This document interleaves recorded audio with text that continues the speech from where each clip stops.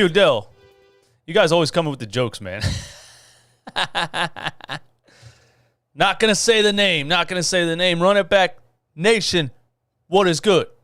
It is your boy, DJ Eastwood. Run it back, Philly. No frauds, no fanboys, no intros. Hit the like button on the stream. That would be greatly appreciated. 65 people in here right now. Give me 65 likes. Bang! Hit the subscribe button. Only 30% of people that watch these shows are subscribed to the channel. That is what we call fraudulent behavior. And this is the no fraud zone. Oh, you can't see my sign.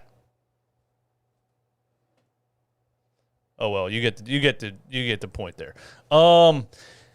Yeah, this is brought to you by Aura Identity Theft Protection. Go to aura.com/runitback. Sign up for a 14-day free trial. Protect yourself from identity theft. 39 million Americans just last year were victims of identity theft. You do everything on the internet. You don't want to be out there without identity theft protection. Aura is the #1 identity theft protection company in the world. Check out their app. Go to the link in the description. Sign up for 14 days. Check out their phone app. It comes with a VPN so you can surf the web anonymously. Other things that you do that they probably don't want me to say would be the reason for you to use a VPN, but you get where I'm going with this. And they have antivirus software on there as well. So go to the link in the description. Sign up for a 14-day free trial. Aura Identity Theft Protection. Let's get into this. The Philadelphia 76ers played their first Summer League game last night, at 7 o'clock. And you know me, I watch basketball. That's what I do. I like to watch any basketball that I can watch. And I was having a good old time watching the Sixers Summer League game last night against the Memphis Grizzlies in Utah for the Utah Summer League, what do they call it, Invitational or Classic or something like that. I don't know. But a few thoughts on the Summer League. So first of all, Paul Reed, quote-unquote, dominated the game. Now, look, if let's not forget that Furkan Korkmaz dropped 40 in a Summer League game before, okay? I know you guys are going to throw that in the chat. Why are we talking about the Summer League? It's just the Summer League. Who cares? Then why are you here? But Paul Reed dropped 20 points and 15 rebounds in a Summer League game. Now, this is not NBA competition. Obviously, if it was going to be a performance that would be like heralded or really celebrated, it would have been like 45 and 25, in the Summer League. So it's still a question for me if that translates into success in the NBA for Paul Reed. I do know that the Sixers are not actively signing any veteran backups as we speak, which tells me that Daryl Morey is set on Paul Reed and Charles Bassey at least, and he is kind of forcing Doc Rivers to be set on Paul Reed and Charles Bassey also, and I'm going to get into that after I break this down a little bit. But 20 points and 15 rebounds for Paul Reed. Look, he was active. That's what he does. When he got into those playoff games, he was doing the same thing. He's just a guy that just kind of flies all over the place, never stops moving. A play off the top of my head he had toward the end of the game. He looked a little bit tired, but he had a one-on-one, did a little spin move, missed the board, got his offensive rebound, missed again, got another offensive rebound, and put it back. So, Paul Reed's that kind of player that's just going to keep going and going and going and never give up. And he finishes the game with 15 rebounds and 4 steals, 20 points. His three-point shot is interesting to me. It's definitely not like great looking, but he's seeming to make it at possibly a decent percentage. And when you talk about Paul Reed and his three-point shot, it's because you wonder if Paul Reed can play the power forward position in the NBA, because the Sixers roster still has a little bit of awkwardness to it. We don't know who the starting small forward is because Danny Green died, and Matisse Thybulle is no good and is still sitting on the trade block with a big for sale sign on him. So you wonder maybe if the Sixers try to move Tobias Harris to the small forward, yikes, and play Paul Reed next to Joel Embiid. Embiid. Did that just hurt anyone else's soul when I said that? I don't know which I don't like more, Tobias at the 3 or Paul Reed next to Joel Embiid at the 4. I don't really know. All I know is that Paul Reed started at the 4 last night next to Charles Bassey at the center. And, there's two reasons for that, two possible reasons for that. Maybe the Sixers were just trying to start all of their best players on the floor at the same time. Or maybe they were actually trying out Paul Reed at the power forward position. Interesting to think about. But, Paul Reed, a couple rolls to the rim, caught an alley-oop for a dunk, hit a couple of threes, got a bunch of rebounds, cuts to the basket. There you see one there. Did his thing, man. I was impressed. I wasn't absolutely blown away. Like I said, it's only 20 points in a summer league game. If it was 45, I would be like, oh my God, this guy is the real deal, Holyfield. But we'll have to see what they look like in the second game. I do think they looked sloppy in general. Like the game looked sloppy in general. Is that the level of talent that's on the floor, or is that the fact that these kids haven't played for a little while? They kind of looked like me at the park the first half of this game. After not playing ball for 6 years myself, when I showed up to the park and said, hey, you know what? I'm going to get back into playing some ball. And it was atrocious. It was absolutely horrendous. That's what the first half of this game made me think of. They got their legs under them a little bit in the second half. Looked a little less sloppy. But let's cover Memphis really quick, okay? First of all, on the Memphis Grizzlies, to my chagrin, Dakota Mathias. And those of you that have been rocking with this channel for some time know that Dakota Mathias was once heralded as the white Steph Curry. Back in those COVID games when we were playing games with like 7 players, when we played against I think we actually beat the Miami Heat with not the Miami Heat, the Memphis Grizzlies, I'm sorry, with a depleted roster of about 7 or 8 players, and we were calling up G League guys, and Dakota Mathias was one of the guys that was on the Sixers roster, and I was calling him the white Steph Curry because he hit a game-winning three-pointer or a three-pointer to put us up that won the game. And so I'm looking at the screen yesterday, and I'm like, what the? Dakota Mathias? So shout out to Dakota Mathias for still hustling, still trying, still grinding away, keeping the dream alive of one day being an NBA starter.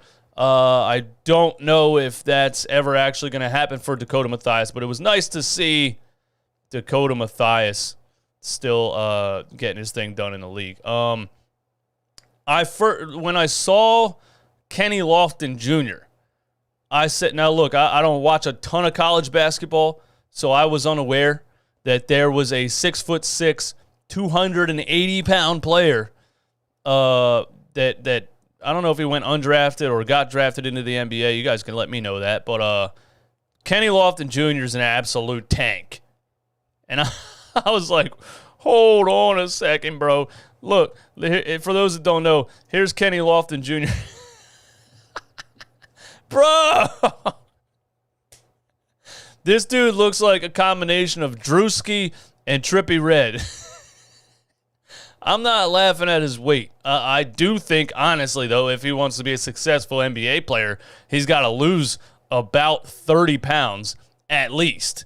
To be 6'6" and 280, unless you're built like Zion Williamson, which is solid muscle, at least was solid muscle. Now Zion Williamson's pretty much well over, or it's known that he's slightly over 300 pounds, and he's trying to get back under that to get back on the court and all those types of things. But Kenny Lofton Jr., 6'6", 280, and it's not all muscle. The dude's a tank. He had one drive to the rim where, it looked like he was going to dunk the ball and hardly came off the floor. But, hey, shout out to him for being out there and hustling, and maybe he gets in shape. Maybe he loses 30 pounds and becomes an NBA player. He has a nice little post turnaround jumper. The broadcast kept bringing up the name Charles Barkley. Now, that's also a little much for me. Charles Barkley was a pretty high draft pick. Charles Barkley was a physical freak back when he played. Charles Barkley wasn't built like he's built right now when he was in the NBA. This is what Charles Barkley looks like now. So I guess the comparison, maybe Kenny Lofton Jr. looks like Charles Barkley looks right now. That's fair. But actual, like, the player Charles Barkley comparisons are absolutely ludicrous. But he has a nice little turnaround jumper. But man, I'm not used to seeing an NBA player built like that, man. Two things I would not do is take a charge from Kenny Lofton Jr. or stand in front of him, stand in between him and the grill at a cookout. You know what I mean? And they're lucky that he was busy playing basketball, or he would have showed up to that hot dog eating contest and, took the... All right, I'm not going to roast Kenny Lofton Jr. What are you doing, Eastwood? Come on, man. All right, look. I was a little bit unimpressed by Charles Bassey. Actually, I was very unimpressed by Charles Bassey in this game. I'm not going to really write him off right now because I watched him play in the NBA and in an NBA game, and I thought he was very impressive with 12 points and 5 blocks against Nikola Jokic. But this game, to me, I don't know if it was maybe the awkward fit of him and B-Ball Paul playing together on the same floor, or just kind of a lack of a game plan whatsoever with it being a summer league game. There was a coach out there, okay, with a Sixers shirt on. I don't remember what the hell his name was. An assistant of an assistant of an assistant, or an intern, or some guy they just pulled out of the office. I don't know. You guys could tell me. But it didn't look like there was a whole lot of a game plan going on. It just looked like, hey, guys, it's summer league. Here's a basketball. Go out there and play. Charles, you're going to start next to Paul Reed. And good luck out there. Go ahead and get it done. Good luck out there. Go ahead and hustle around and run around and maybe get back in shape a little bit from taking a month or two off in the summer, whatever. Just Charles Bassey didn't look good. I didn't really see any isolation plays for him in the post. I know he has a turnaround jumper. I know he has a hook shot. I know he has some legit skill for his size. But Charles Bassey finishes the game with 7.6 rebounds, 1 assist, and 1 block on 28% shooting. So hopefully, that would be, I would say, what I'm looking for tonight would be to see more of a game plan centered around Charles Bassey a little bit. So Sixers assistant coach who's coaching this summer league team, get Charles Bassey involved because the kid has skill. All right. Isiah Joe. Isiah Joe caught heat in this game a little bit. He finished the game with 19 points, 2 rebounds, 3 assists, 2 steals, 1 block on 47% from the field. The thing about Isiah Joe is, I said yesterday, Isiah, I want you to go out here in this summer league and just let it fly. Because nobody cares. It doesn't matter. It's not real. It's fugazi. To quote Matthew McConaughey on The Wolf of Wall Street. It is fugazi. It doesn't fucking exist. It's not real. It's fairy dust. Just go out there and shoot the damn ball. 15 seconds into the game, Isiah Joe yanked a 3 from about 4 feet behind the line. And I was like, yes, that's what I'm talking about. Just get on the floor, catch the ball, and let it fly. He didn't make that 3, but I'm just saying. His goal was to go out there, get the ball in his hands, and shoot it. And I was happy with the confidence, and I was happy with what I saw from Isiah Joe. And he got hot a little bit. There you see one right there. Finished the game with 19 points, 2 rebounds, 3 assists, 2 steals, 1 block, 47% from the field. I do think it's tough to imagine Isiah Joe on the NBA level. I know I talk a lot about how we were one of the worst. We had one of the worst wide-open three-point percentages last season in certain games, in big-time games. One game in particular, we shot 17% on wide-open threes, and I think Isiah Joe could help us in that department being wide open. My problem with Isiah Joe is is that he's 6'4", like a $190. He's tiny when you're talking about NBA players. When you're talking about an NBA wing, 3-point shooter, 6'6", 6'7", 6'8", 220, 230, 240 is the prototypical like body type for an NBA wing 3-point shooter. And Isiah Joe is just sadly undersized, so I don't know if he'll ever really be successful in the NBA. I would like to see it, but for somebody his size in today's game, I think he would have to like morph more into a point guard role to be successful in the NBA. Now, can he come off the bench and get some buckets? Sure, but just the more I watch Isiah Joe and his size, I'm unsure about his the possibility of him being like a long-term NBA contributor on like a sixth man or even a starter. You know what I mean? So that's just my take on Isiah Joe, but absolutely beautiful form on the jump shot. We've known that for a long time, and hope he keeps grinding. Hope he keeps going through the summer league and getting some buckets and getting shots up. Charlie Brown Jr., speaking of jumpers, has one of the ugliest jumpers I've ever seen in my entire life. Charlie Brown Jr., you guys might remember, got some minutes last season when we were depleted, when we were in search of energy, in search of some dude that we could throw on the floor that can run around and, dive at loose balls and get, loose rebounds and things like that. And that's what Charlie Brown Jr. is. He's just a hustle guy. He's not the greatest to watch play basketball, okay? And his jumper is just, it's like, wow, how did you get to this level shooting the ball like that? All hustle. Shout out to him. But the behind the head, like minute bowl jump shot release from Charlie Brown Jr., that's just kind of all I think about when I think about him. But I don't know if we were just depleted. I don't really see Charlie Brown Jr. ever really being a consistent NBA player. But it is what it is. Jaden Springer was interesting.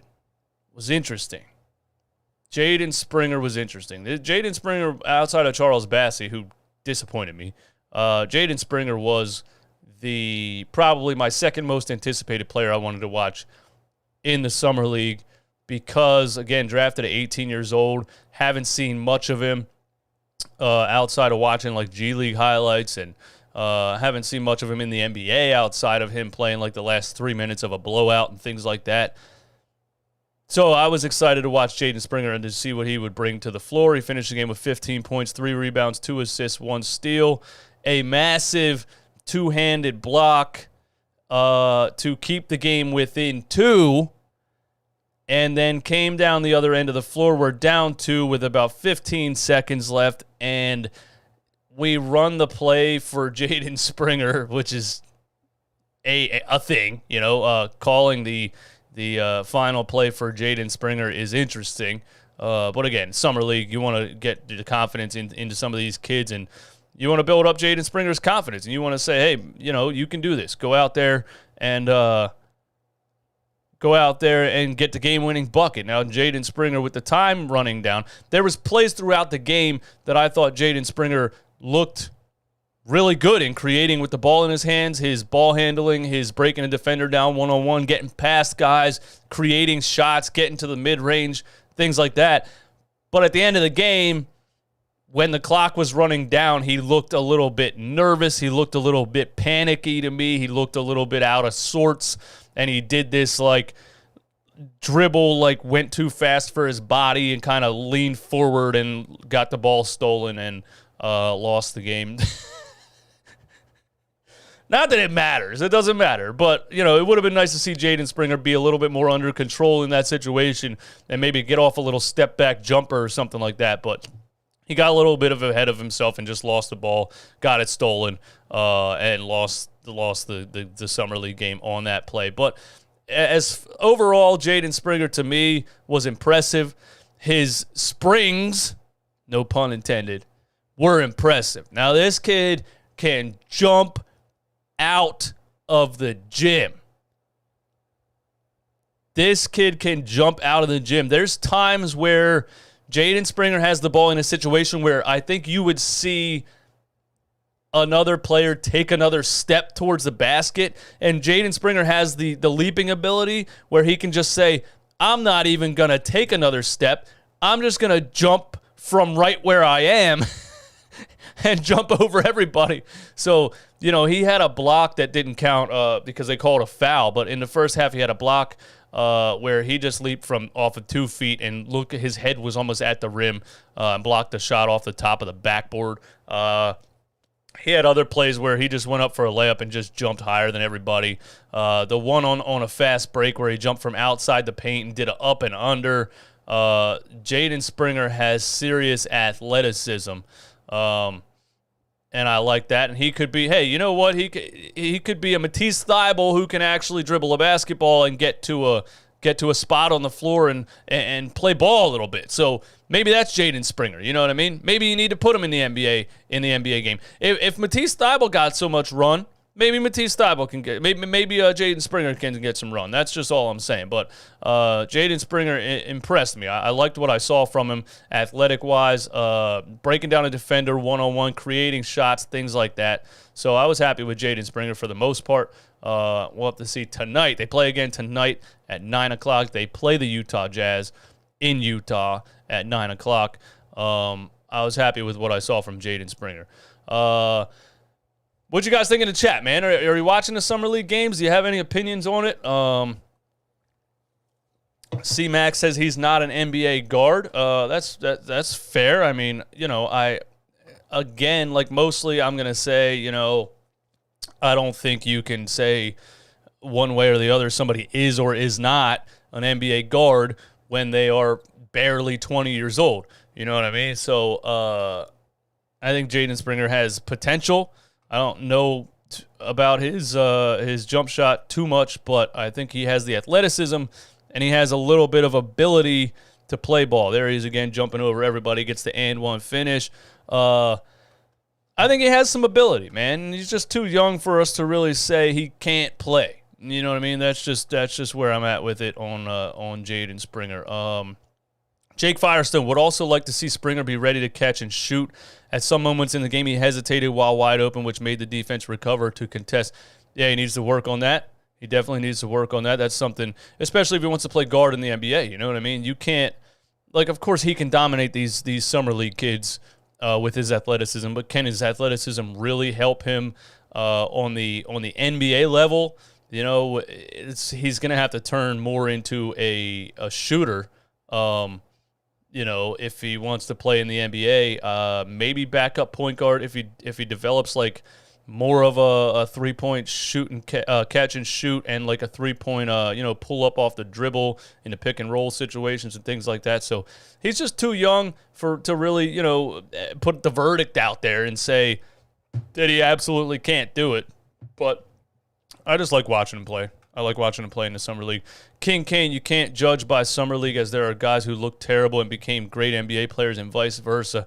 Exactly. Let's not forget Furkan Korkmaz once scored 40 in a Summer League game. Now, there's people posting in Sixers 24/7 saying, look at Nikola Jovic.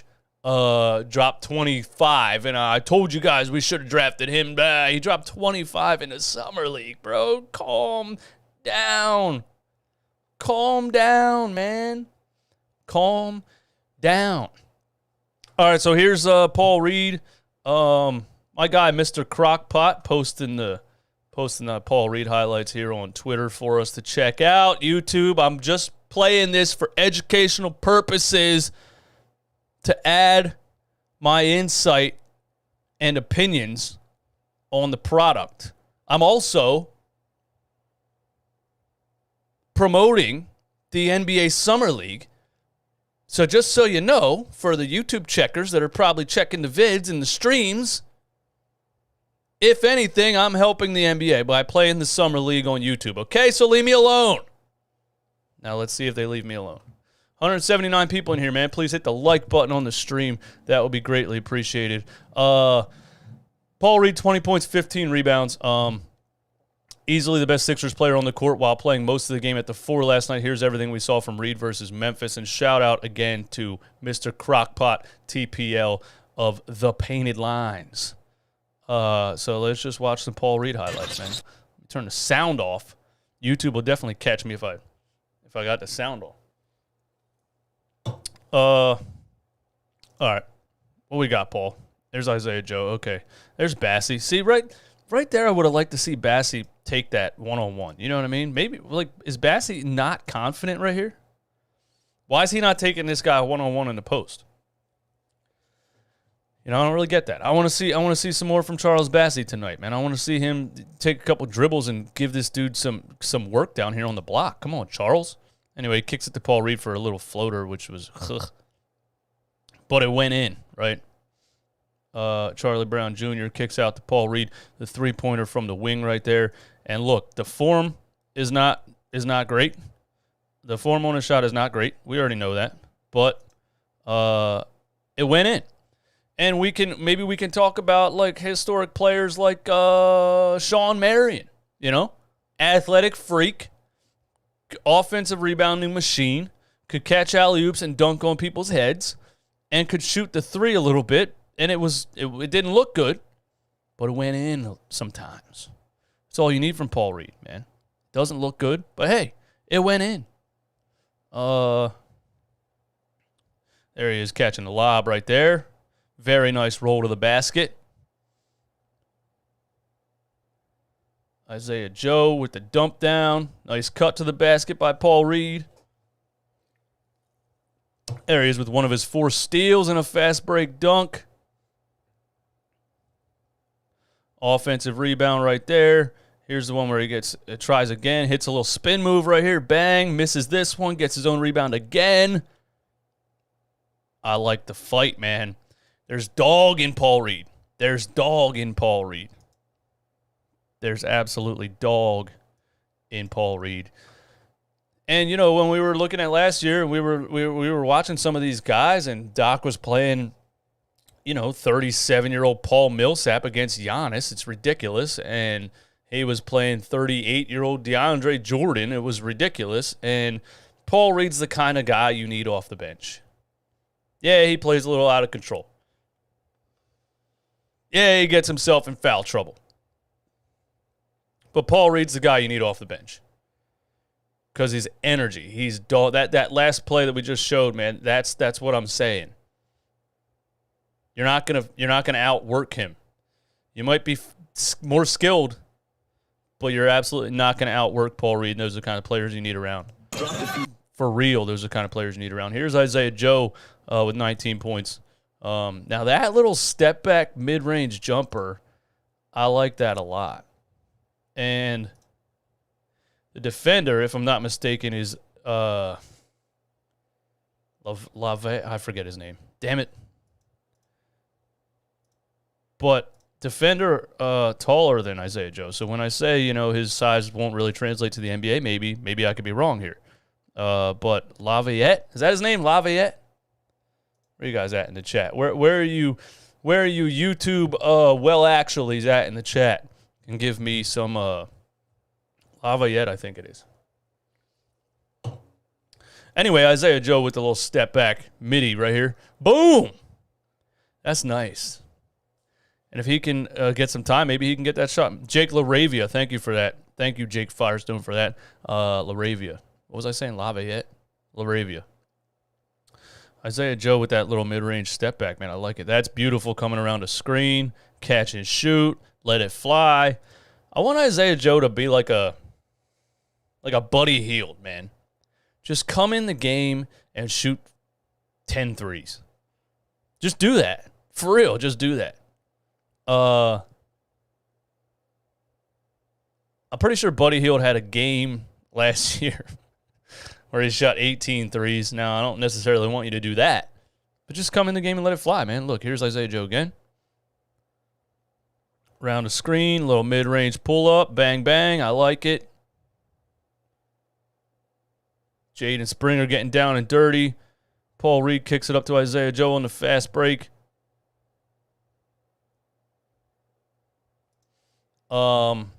What we got next? Con92. Calvin Cambridge says Reed isn't a good enough shooter to replace Tobias yet, but that would be the dream. Yeah, I agree. But it's like, what do you kind of give and take at the power forward position, you know?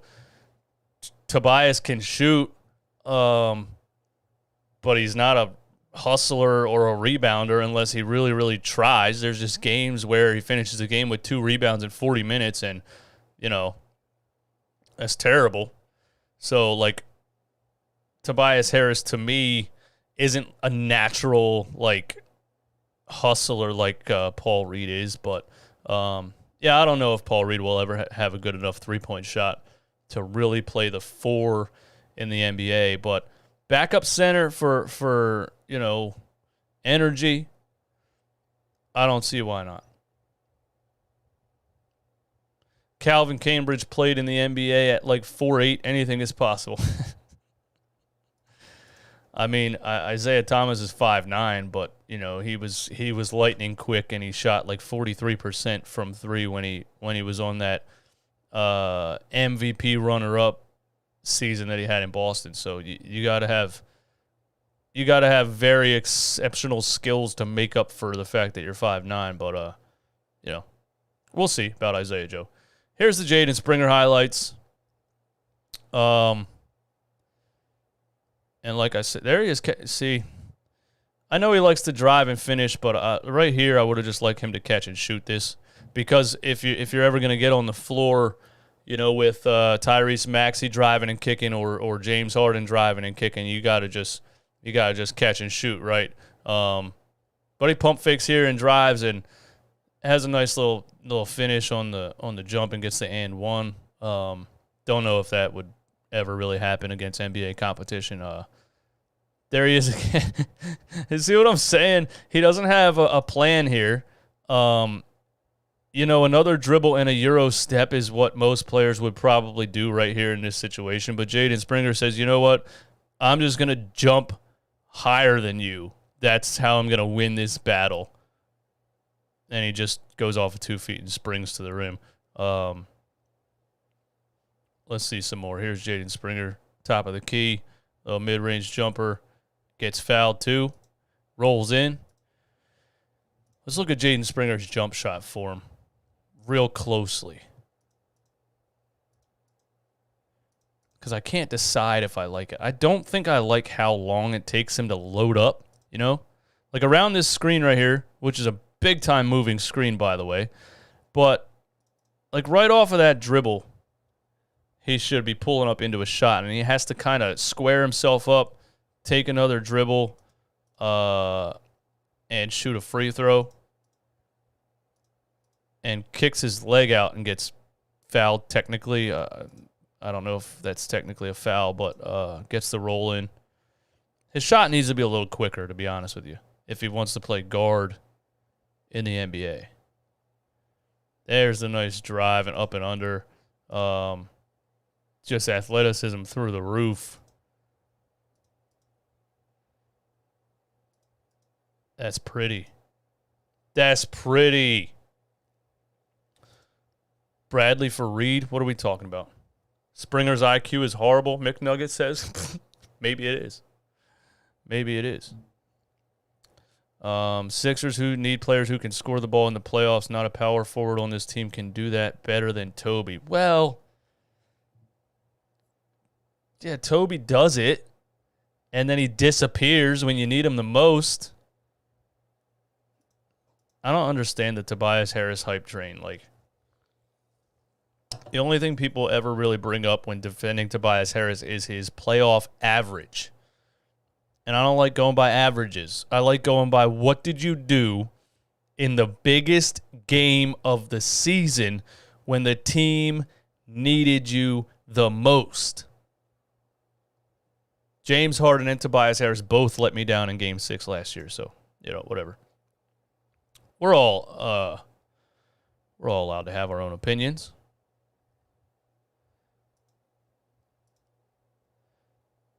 There's the two-hand. Wait, where's the two-handed block at? To when we're up by 2 or we're down by 2. There's a steal by Springer and an outlet to Isiah Joe. Here it is. 25 seconds left. We have the game down to 2 points. You got the drive right here, and Jaden Springer goes up and does the that was ridiculous. Does the block grab with 2 hands. Just an absolute dog of a defensive play right there by Jaden Springer. And gets 2 feet in bounds and outlets the ball. Not sure if that's a clean play or not. Maybe. May have kind of bear hugged the offensive player's arms. No, he has a lot of ball there. That's a clean play. I'm not calling a foul on that. It's a good play. And then, Mr. Crockpot didn't throw in there the turnover that lost the game for the Sixers. But here's the block that I was talking about earlier. That was after a foul call that did count, but I made sure I put it on Twitter because his hops are just insane. That's a great block by Jaden Springer right there. If they didn't call a foul, that's a great block, and that reminds me a little bit of Matisse Thybulle, except he can play offense. So I'm interested to watch some more Jaden Springer tonight at 9:00 in Utah for the Sixers Summer League Game 2. So, you guys tune in. Let me know. Let me know what you think. What are you looking for? NBA Girl says, DJ, you have a lot of sexist followers on Twitter. I don't know what to do about that. I can't, I don't know what I'm supposed to Sorry. I apologize for my followers on Twitter. I think people in general don't act right on Twitter, but I can't control who follows me unless I go through all of them one by one and investigate, and I don't have time for that. But anyway, NBA Girl, what's your name on Twitter?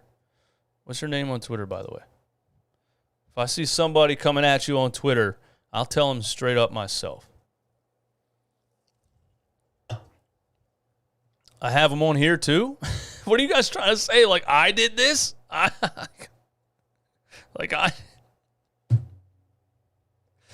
Yeah, I'm leading the coalition.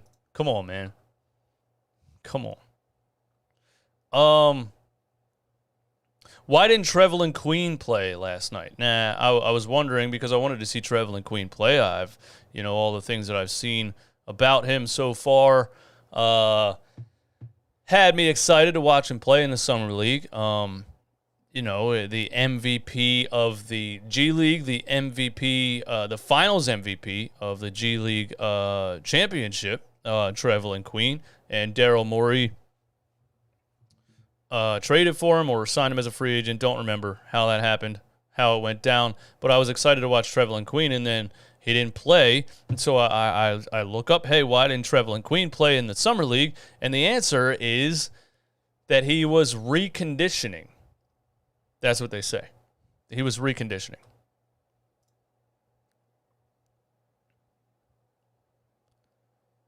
NBA Girl, not asking you to apologize. I'm just saying it sucks sometimes being a female sports fan.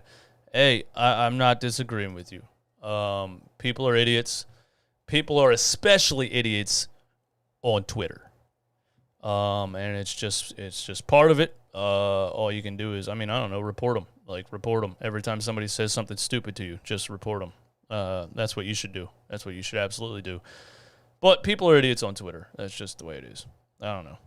But I'm sorry that people are idiots to you on Twitter. Trevelin Queen didn't play because he's reconditioning. That's weird to me. What better way to recondition than play basketball, right? Petrusev also didn't play. So we'll have to see. Maybe we see Trevelin Queen tonight. In their next Summer League game. Maybe we see Petrusev. I'm not sure. But he didn't play because he was reconditioning. So that probably means I don't know why he would be out of shape. Was he nursing an injury? What you guys got? Queen is there just in case someone gets injured. in the summer league just in case someone gets injured? What? That's weird. Why would that be the plan? Trevelin Queen should be playing in the summer league. He's not. He hasn't played much at the NBA level. He's a G League player. He should be playing in the summer league. That's where I'm at with that. And now here is a quote or a clip from a Kyle Neubeck article that talks about what I was talking about earlier. The fact that Paul Reed and Charles Bassey are good enough to fill in the backup center minutes for the Philadelphia 76ers, and they bring youth, athleticism, hustle, rebounding, defense. And Doc Rivers all last season said, nah, we're not doing that because I'm the old stubborn dinosaur and we're going to do it my way, and we got to go get my 37-year-old best friends, Paul Millsap and DeAndre Jordan, to play the backup center minutes, and it was a disaster. I will never forget the game where Doc Rivers played Paul Millsap for 7 straight minutes on Giannis Antetokounmpo. Now, I can't find probably a single person alive that would think putting 37-year-old Paul Millsap on Giannis Antetokounmpo for 7 straight minutes would be a good idea. The game was close at the time. When Doc Rivers made that decision, Giannis Antetokounmpo scored 17 straight points on Paul Millsap's face, and the game was out of reach. So Daryl Morey sat back and he said, you know what? We can't fire Doc because Josh Harris just signed him to a 5-year contract, and Josh Harris is not about to eat that money. So we can't fire Doc. But what we can do is force Doc Rivers to do what we want him to do. Now, we can have meetings. We can have conversations. We can have text message conversations, phone conversations. We can have roundtable meetings. Doc Rivers is at the level in his career and the age in his career and the self-appointed pedestal in his career that he doesn't care and he doesn't listen to other people's opinions. Don't forget, the Boston Celtics traded Doc Rivers because rifts and disagreements started to happen within the organization between ownership, general managers, and Doc Rivers as they were bringing analytics more into the game, and Doc didn't like it, and Doc refused, and they traded their coach. So Daryl says, well, we can't fire him. We probably can't trade him. I just have to force him to do what I want to do. Here's a tweet from my guy, It's Not Matt, on Twitter. Daryl is not even giving Glenn the option to play Shady Shoals recruits and forcing him to play his young players. How traumatizing that must be. And the quote from the article in the Kyle Neubeck written piece is, to this point, the Sixers have opted not to sign a veteran big man, and if some in the organization had their way, it would stay that way the rest of the offseason. Opinions are not necessarily aligned on the subject. What does that tell you? Opinions are not necessarily aligned on the subject. That tells you exactly what I just explained to you happened in Boston with Doc Rivers and management. Ownership and the general manager, Daryl Morey, not Elton Brand. That's just the guy getting his coffee in the morning. The general manager, Daryl Morey, is saying, we need youth, athleticism, defense at the center position. I gave you Charles Bassey and Paul Reed. Damn it, you need to play them. And Doc is saying, no, they're too young. They're too inexperienced. I don't trust it. Give me a veteran big man. And Daryl's like, I'm not giving you a veteran big man. because I'm not even giving you the chance to play a 38-year-old backup center in important games. You saw what Paul Reed did last season in the playoffs when you finally played him. Now we're going on a Paul Reed victory tour. I'm going to force you to play the guy because I'm not going to give you any other options. That's exactly what's happening here. Opinions are not necessarily aligned on the subject. But there is a sense that the Bassey-Paul Reed combo may be good enough to hold down the fort behind Embiid this season, or at least that they deserve a chance to show what they have and develop behind the MVP candidate. With Reed, the Sixers have already, I don't know what else it says on there. This is just a screenshot of the article. But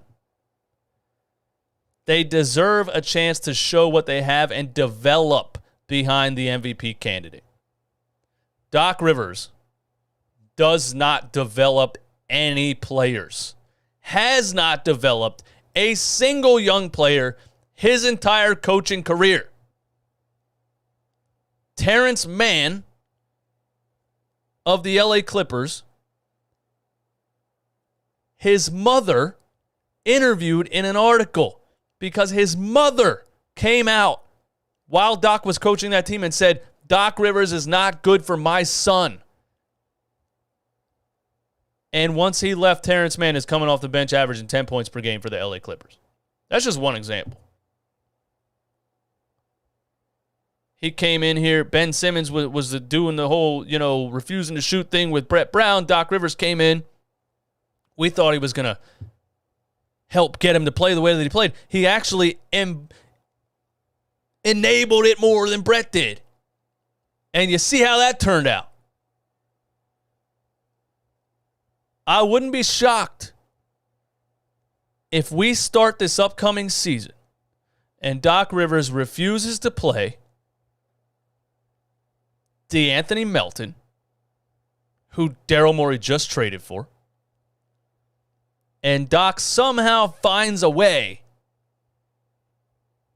to not give Paul Reed backup center minutes or Charles Bassey backup center minutes. I don't know what way he would figure it out, but I wouldn't be shocked. I don't think they're seeing eye to eye right now, Daryl Morey and Doc Rivers, and I wouldn't be shocked if they come to a complete standstill this upcoming season, because I see a general manager trying to do one thing, and I've seen a coach not just last season, but his entire career refuse to listen.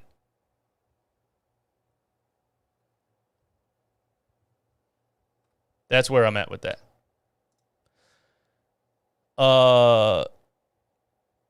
What you guys got in the chat, man? Terrence Mann's situation is such a picture-perfect example of how Doc thinks. Exactly. That's why I always bring it up. It's just the most perfect way for me to explain it. It's ridiculous. Melton getting 6 minutes of playing time, probably. The only two young players that ever did anything under him were 21st overall pick guards from Kentucky. Yeah. Was Rondo 21st pick? Is that what we're talking about? But even Tyrese Maxey. Tyrese Maxey, as a rookie, was playing Game 6 in the NBA playoffs. Saved the game for the Sixers in the third and fourth quarter when we needed a ball handling guard because Ben Simmons couldn't do it. And Game 7, Doc Rivers sat there and he said, you know what? I saw what Shake Milton did in Game 5. I saw what Tyrese Maxey did in Game 6. But I'm playing George Hill at the backup point guard position in Game 7.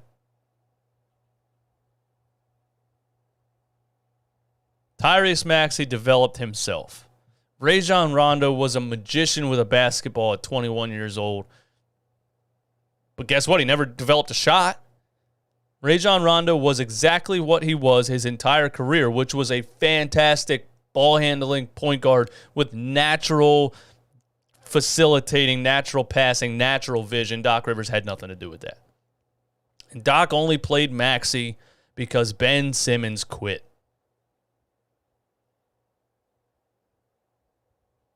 I don't know why he believed in Ben Simmons so much. Maybe it was the contract. Maybe it was the money. I don't know. Couple more things before I get up out of here. Thank you all for being here. 197 people in here on a Wednesday lunchtime live. Hit the like button. Give me 197 likes. Thank you for that. Chet Holmgren last night. Look, I have opinions on Chet Holmgren, okay? 7'1", looks like he weighs about 74 pounds. I just think it's a recipe for disaster in the NBA. I'm getting very, very heavy Kristaps Porzingis vibes from Chet Holmgren. And he tweaked his ankle last night. In his first Summer League game, this 7'1" unicorn tweaked his ankle. And I thought they were going to say, all right, let's sit him down. We don't want him to get hurt in the Summer League, but they brought him back. Now, look, the kid has a ton of skill. Ball handling ability, shooting ability, plays like a 7'1" guard. But I've seen this before. And I'm going to say something right now. I would be shocked if Chet Holmgren plays more than 40 games per season in the NBA. It sucks, but I think he's going to have injury issues just because of how he's built. Ankles, knees, things like that. I'm not seeing it. I'm not seeing it. I think it's a giant risk to draft Chet Holmgren that big, that high in the draft. He's just too tall and skinny, man. Who compared him to Giannis? Where are you at? Let's see how Chet looks when he plays Embiid. Oh, you didn't compare him to Giannis. Okay, I just saw the word Giannis there. I was like, whoa. Yeah, there's actually a clip on Twitter of Kenny Lofton Jr. taking Chet Holmgren to the rim in college, and he puts up absolutely no defensive fight. So Chet Holmgren in the NBA, look, he can shoot, he can dribble, he's going to get buckets. I'm not saying he's not, but I don't know if he's going to really hold his own in the NBA at that size. Mo Bamba, by amazing minutes, you mean getting fouled out? Exactly. Mo Bamba's a good example of that too, man. You can have all the talent you want at that size, at that height. You don't have the body for it. You know, Jonathan Isaac, where's he been? That was another guy that was a unicorn. And then you got the little Chet Holmgren interview here at the end after the game.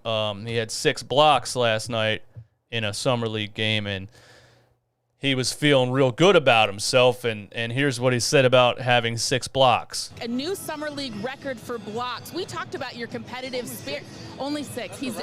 That's a record. Oh, well, I'm coming to break it again, so. Okay.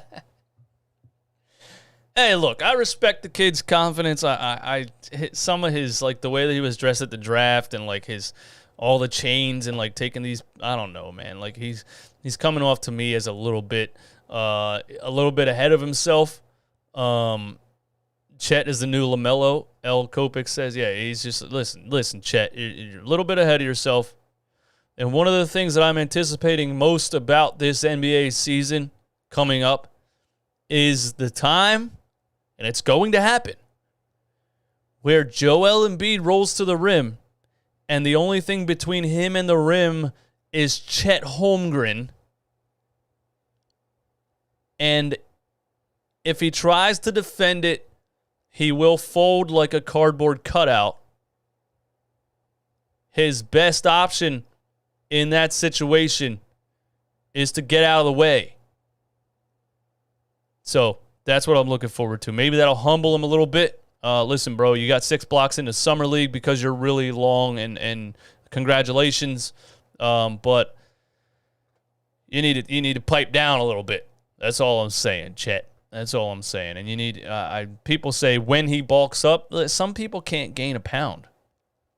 You know, you don't think Chet Holmgren was in high school, middle school, high school, and coaches were saying, listen, this kid's going to be 7 feet tall. This kid's going to be a giant. We got to get him in the weight room. We got to get him on a diet. We got to get him to gain weight. Some people can't do it. This kid could eat 5,000 calories a day and lift all the weights he wants and never gain a pound. It's just genetics. He's built like that. I don't see him gaining a pound. They said Kevin Durant has to gain weight. Now, look, maybe if Chet Holmgren can be the next Kevin Durant and I'm sitting up here and I'm totally wrong 8 years from now, I'll admit it. But they said Kevin Durant needs to gain weight. That dude never gained a pound. Had an amazing career, of course, one of the best scorers of all time. I see a lot of Dirk Nowitzki, a lot of Kristaps Porzingis. But I don't know, man. I would be nervous if my team drafted Chet Holmgren that high. What else we got here, man? So what people are talking about is Nikola Jovic last night. Again, dropped 25 and 9 in the Summer League. They were saying the Sixers should have drafted this kid. He's going to flourish with Jimmy Butler in Miami. And I'm like, listen, he could flourish very well but he's going to flourish in 5 years when Jimmy Butler and Joel Embiid are both out of the league. So, or at least on their way out. So, you know what I mean? Like, the Sixers didn't draft somebody because we're not in a time right now where we need to draft an 18-year-old kid. We need players who can help us win now in the playoffs. So you can watch a Nikola Jovic highlight tape all you want and say, damn, I wish the Sixers would have drafted him, but he's not going to contribute on any level in the playoffs right now. I see a lot of Nikola Jokic in this dude. He even kind of looks like him. He's from the same place. He has the same first name. His last name's almost the same. At least in his shot, I see a lot of Nikola Jokic. I didn't see him make any like point guard type of plays that Jokic makes. So maybe he's not as much of a facilitator as Nikola Jokic is. There's a nice drive and finish, even through contact. Got his own rebound. But this is the one right here. I think this is like the 1-foot little Dirk Nowitzki turnaround that Jokic also does. He even does that little step. He stands the same as Jokic in the post. Like, this is how Nikola Jokic literally stands in the post. And this little step over, he does this all the time. Nikola Jokic does this all the time. This kid looks exactly like him. His body language is the exact same. It's actually kind of tripping me out. This is a nice little turnaround, back up 1-footed Dirk Nowitzki jump shot looking thing. Yeah, so, Nikola Jovic, is that how you say his name? Nikola? I don't know. Look, a lot of skill, a lot of potential. But people saying the Sixers should have drafted this kid are being ridiculous because we need guys that can score in the playoffs right now. That's what we need. That's kind of all I got, man. What you guys talking about in the chat? 210 people in here, man. Please hit the like button. That would be very much appreciated. I would like that if you hit the like button. That would help me out, man. So go ahead and do that. Sean Bradley, I like that. Chet plays like Bubble Bowl Bowl.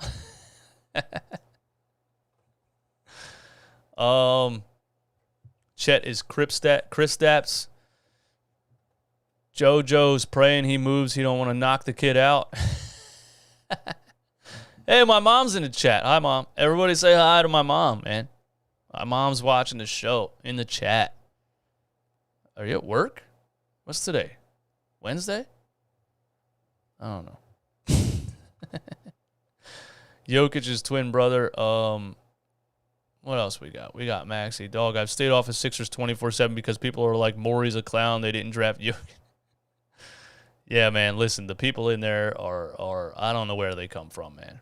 I don't know, call me crazy, but for some reason the NBA fans on YouTube are a lot more educated about the game than NBA fans on Facebook.